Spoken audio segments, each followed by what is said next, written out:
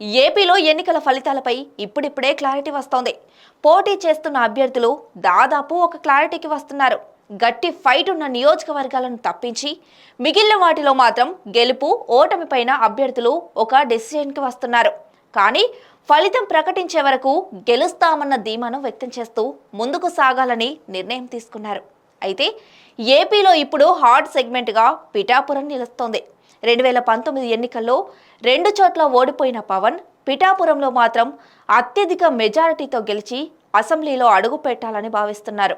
అదే సమయంలో వైసీపీ అభ్యర్థి వంగగీత గెలుపు కోసం ఆ పార్టీ శ్రేణులు గట్టిగానే ప్రయత్నం చేశాయి. అయితే రాష్ట్ర స్థాయిలో ఫలితం ఎలా వచ్చినా పిఠాపురం నియోజకవర్గానికి కీలక పదవి ఖాయమని తేలుతోంది. ఇప్పటికే వంగగీతను గెలిపిస్తే మంత్రితో పాటు డిప్యూటీ సీఎం చేస్తానని జగన్ హామీ ఇచ్చారు. ఆమెకు పాలనా పరంగా కూడా మంచి అనుభవం ఉంది.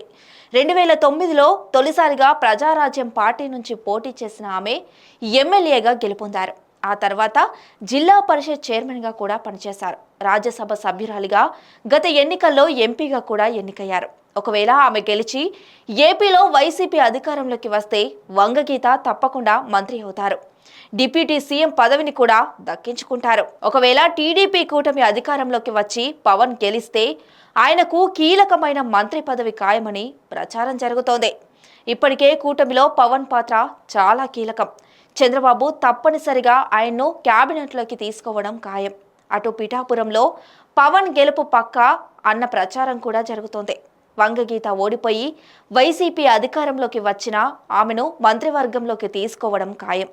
అదే సమయంలో పవన్ ఓడిపోయి కూటమి అధికారంలోకి వచ్చినా ఆయనకు సైతం అదే స్థాయిలో ప్రాధాన్యత దక్కే అవకాశం ఉంది. అయితే ఇప్పటికే పవన్ 50,000కు పైగా ఓట్ల మెజారిటీతో గెలుపొందాలని స్పష్టమైన సంకేతాలున్నాయి. అటు కూటమికి సైతం సానుకూల పవనాలు వీస్తాయనే చెప్పాలి. ఈ తరుణంలో పవన్ డిప్యూటీ సీఎం పదవి చేపడితే మాత్రం పిఠాపురం అభివృద్ధి చెందుతుందని అక్కడ ప్రజలు ఆశిస్తున్నారు. వైసీపీ అధికారంలోకి వచ్చినా ఇటు టీడీపీ కూటమి అధికారంలోకి వచ్చినా పిఠాపురానికి మాత్రం కీలక పదవి దక్కే అవకాశాలు స్పష్టంగా కనిపిస్తున్నాయి.